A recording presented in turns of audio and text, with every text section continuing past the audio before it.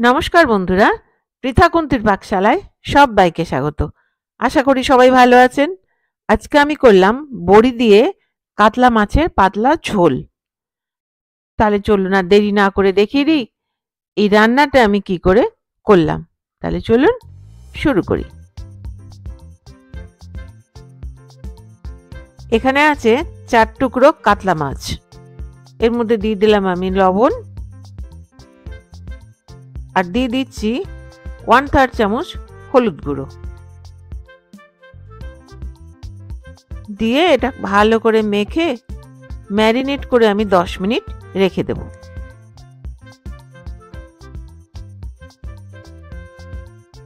এবারে গ্যাসটা অন করে একটা কড়াই গরম করে নিচ্ছি। কড়াইটা গরম হয়ে গেছে। এর মধ্যে আমি দিয়ে দিচ্ছি 3 টেবিল চামচ সর্ষের তেল। দিয়ে তেলটা গরম করে নেব। তেলটা গরম হয়ে গেছে। এইবারে ফ্লেমটা কমিয়ে দিয়ে দিচ্ছি আমি মাছের টুকরোগুলো। মাছগুলো দিয়ে দুদিকে গোল্ডেন ব্রাউন হওয়া পর্যন্ত ভেজে নেব।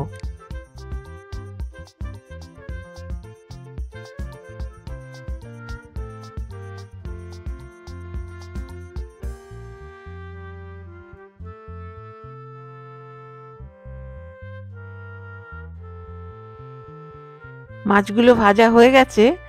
এবার একটা প্লেটের মধ্যে আমি তুলে নিচ্ছি।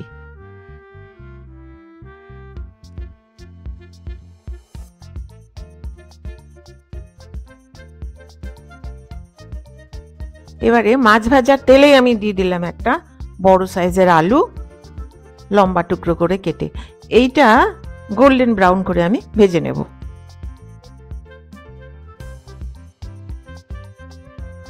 আলুগুলো ভাজা হয়ে গেছে গোল্ডেন ব্রাউন। এগুলো আমি তুলে নিলাম। একটা বাটির মধ্যে আমি তুলে নিচ্ছি।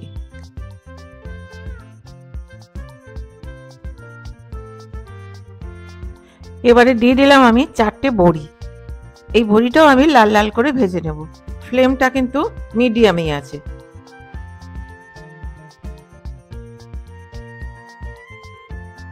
বড়িগুলো ভাজা হয়ে গেছে গোল্ডেন ব্রাউন করে। এগুলো আমি তুলে নিচ্ছি। একটা বাটির মধ্যে রেখে দিলাম। ফ্লেমটা কমিয়ে দিলাম। এখানে আছে একটা মশলা পেস্ট।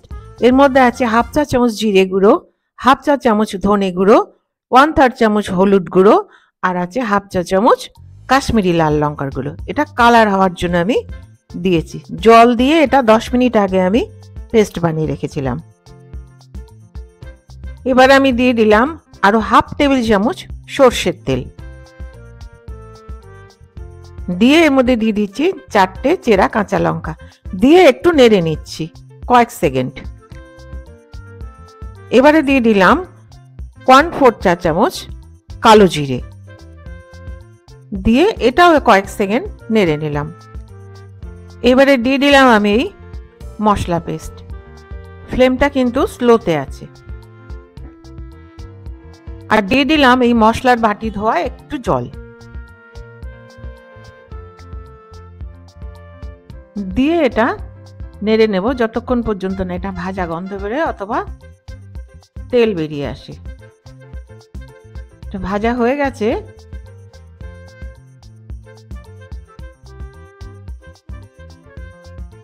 এবারে দিয়ে দিলাম বড়ি আর ভেজে রাখা আলুগুলো। দিয়ে এটা একটু নেড়ে নিচ্ছি কয়েক সেকেন্ড।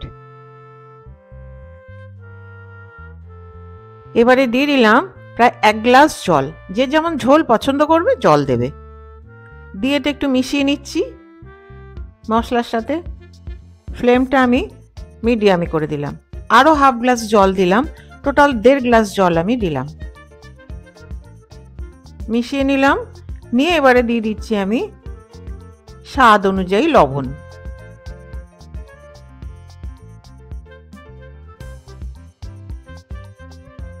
লবণটা দিয়ে তারপরে ঢেকে দিলাম। ঢেকে আমি ঝোলটা ফুটে ওঠা পর্যন্ত রেখে দেব। প্রায় 5 মিনিট ফুটিয়ে নিলাম। ঢাকনাটা খুলছি। এবারে আমি দিয়ে দেবো এর মধ্যে ভেজে রাখা মাছগুলো। মাছগুলো দিয়ে এই ঝোলের মধ্যে এগুলো চুবিয়ে দিচ্ছি। এবারে আরো একবার ঢেকে দিয়ে আমি কয়েক মিনিট রেখে দেব।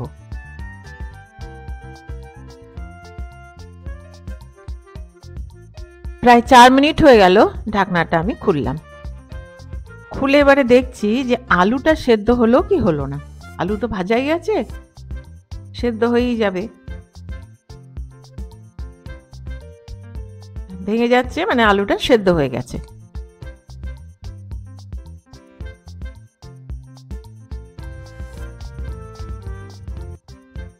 এবারে দিয়ে দিলাম 4টে চেরা কাঁচা লঙ্কা, আর দিয়ে দিচ্ছি প্রায় 3-4 চামচ ধনে পাতা কুচোনো। ধনে পাতা কুচোনো যে যার পছন্দ মতো দেবে। দিয়ে একটু মিশিয়ে দিচ্ছি। যারা ধনে পাতা পছন্দ করে না তারা ধনে পাতা দেবে না।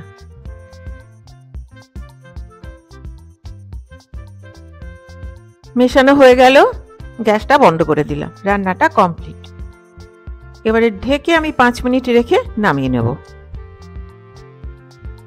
5 মিনিট হয়ে গেল, ঢাকনাটা খুললাম। দেখতে কত সুন্দর হয়েছে। দেখতে যেমন সুন্দর, খেতে ততোধিক সুস্বাদু। রোজ রোজ তার রিচ খাওয়া যায় না। এইবারে আমি একটা বাটির মধ্যে এটা তুলে নিচ্ছি।